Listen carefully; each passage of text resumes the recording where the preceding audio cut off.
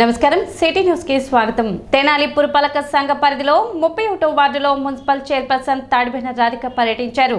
ఈ సందర్భంగా sanitation works ను పరిశీలించి శానిటేషన్ సిబ్బందికి తగిన సూచనలు చేశారు. పట్టణ పరిశుభ్రతకు ప్రతి ఒక్కరూ సహకరించాలని ఆమె విజ్ఞప్తి చేశారు. కార్యక్రమంలో municipal assistant commissioner Lakshmipati, assistant engineer Sunil Kumar, municipal health officer Helen Nirmala, town planning officer Sambasivarao మరియు సచివాలయ సిబ్బంది పాల్గొన్నారు.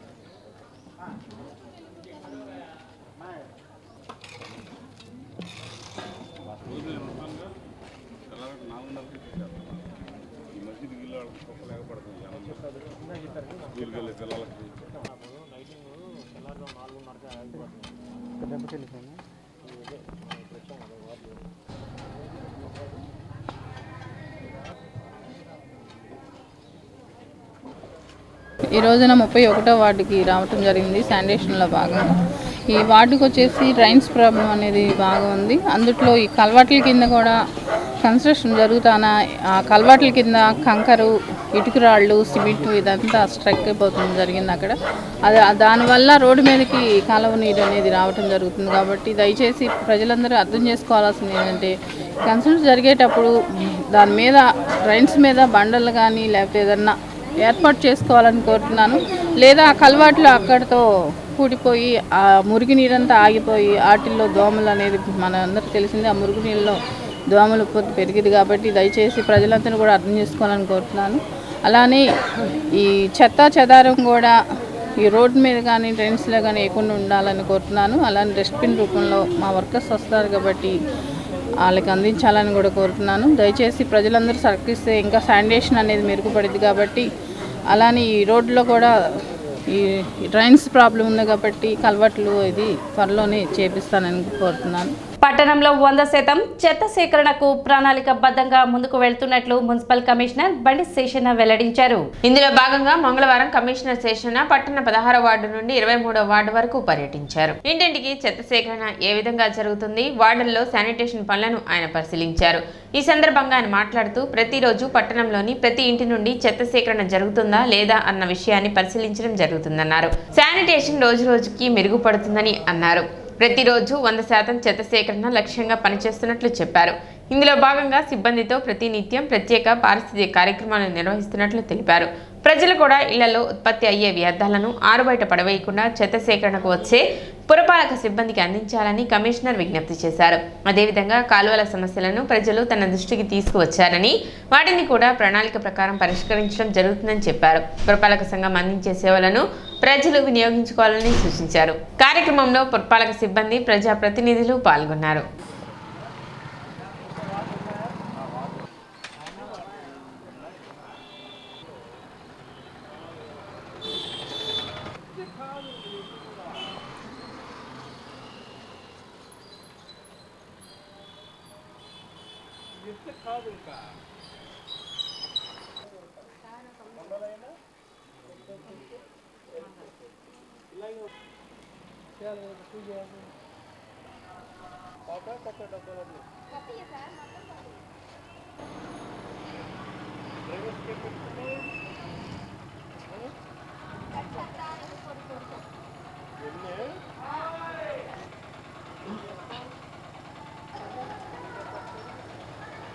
ఈరోజు ఉదయం శానిటేషన్ పర్యవేక్షణలో భాగంగా సర్ప్రైజ్గా మన వార్డులకు రావడం జరుగుతుంది.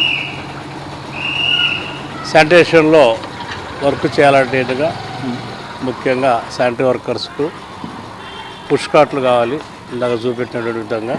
అలాగే సిల్ట్ చేయడానికి వీల్ బారస్ కావాలి, ఇంటి గార్బేజ్ కలెక్షన్ చేయడానికి టబ్స్ కావాలి.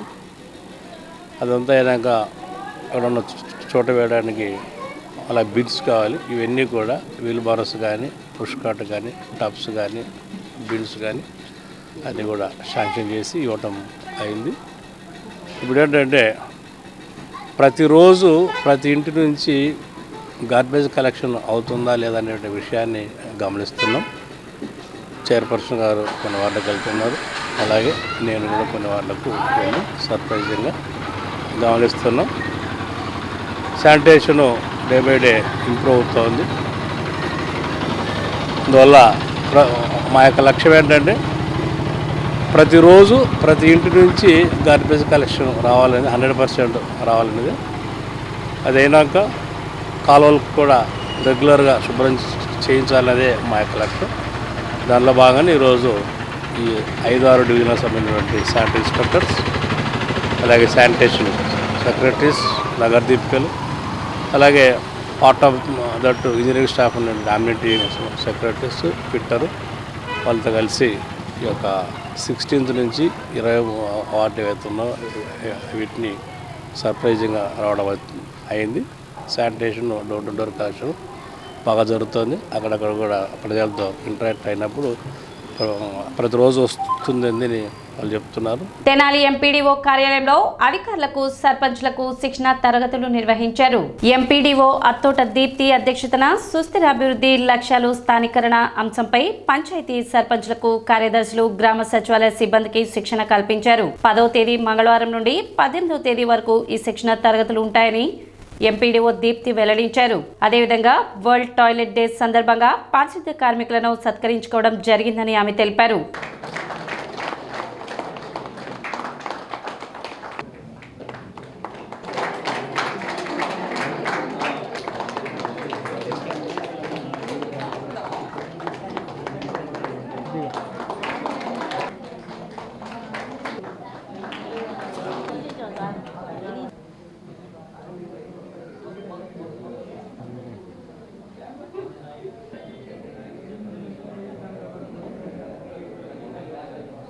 సస్టైనబుల్ డెవలప్మెంట్ గోల్స్ మీద ఒక 2 days ఓరియంటేషన్ ప్రోగ్రాము ఒక్కొక్క బ్యాచ్కి 6 days మండల పరిషత్లో జరుగుతూ ఉంది.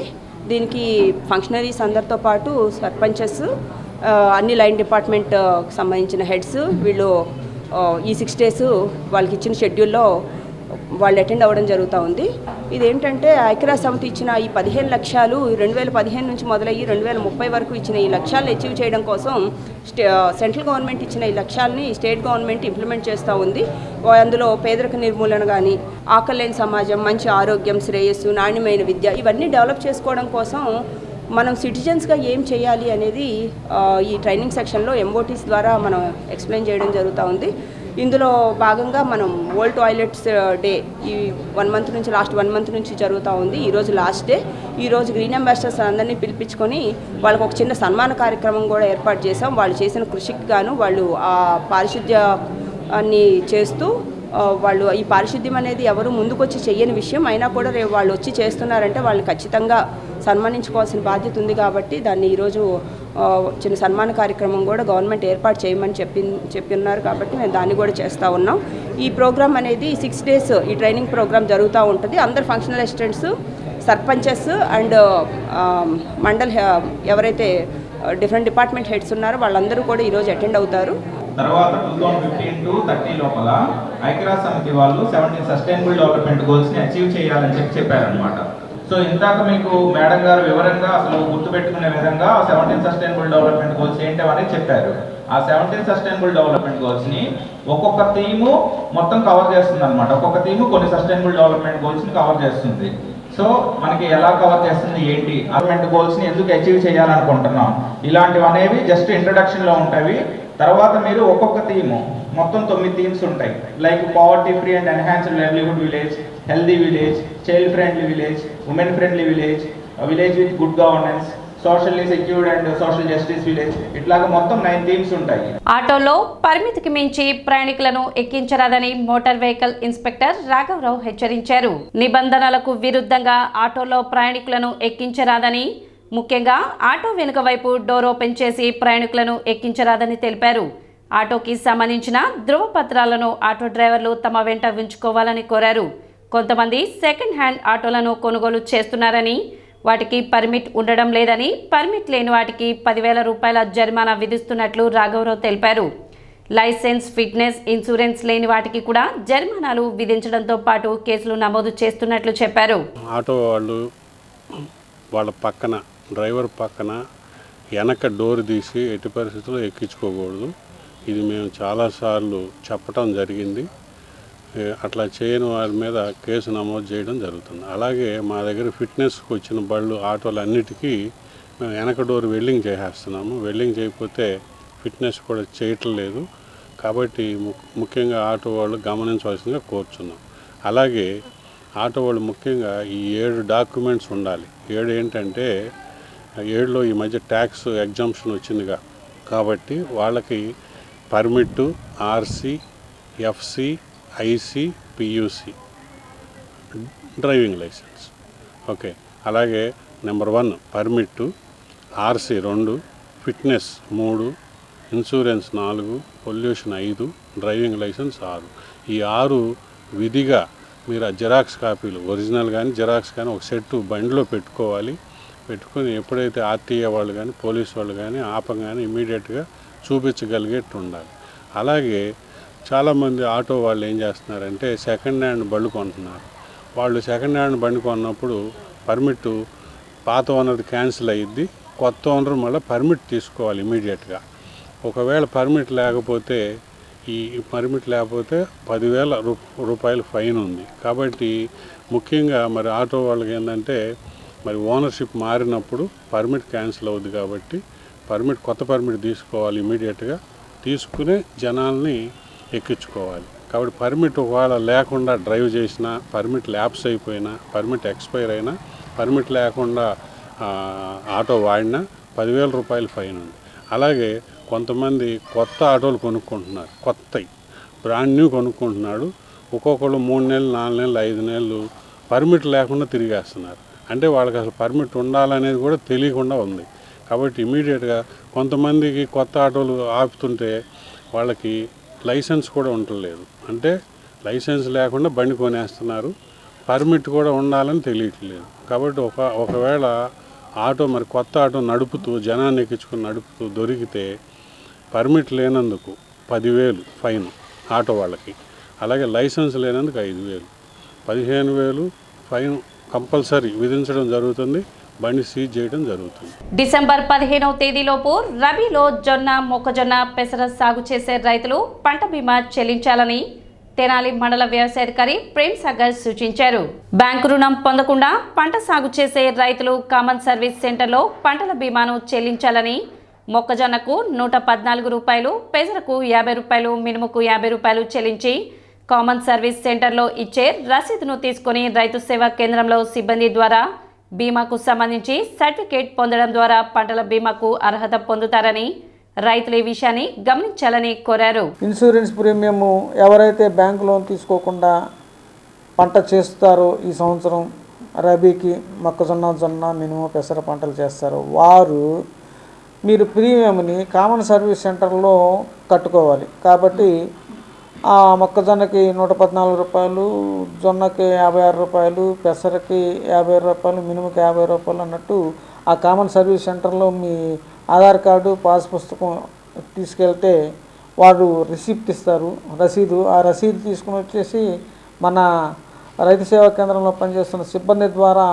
మీరు ఒక క్రాప్ జోన్ సర్టిఫికేట్ అనేది తీసుకుంటే రేపు గవర్నమెంట్ ఇన్సూరెన్స్ డిక్లేర్ చేసినప్పుడు ఆ సర్టిఫికేట్ ఉండి మీ సేవలో కామన్ సర్వీస్ సెంటర్లో కట్టుంటే అప్పుడు మీకు ఎలిజిబుల్ అవుతుంది. కాబట్టి రైతు సోదరులందరూ ఇది డిసెంబర్ 15వ తేదీ లాస్ట్ డేటు. కాబట్టి మీ రైతు సోదరులందరూ కామన్ సర్వీస్ సెంటర్లో ఎంతైతే చేస్తున్నారో పంట అన్ని ఎకరాలకి మీరు ఇన్సూరెన్స్ కట్టవలసిందిగా రైతు సోదరులను కోరుకుంటున్నాం. సిటీ న్యూస్ ఇంతటితో సమాప్తం. నమస్కారం.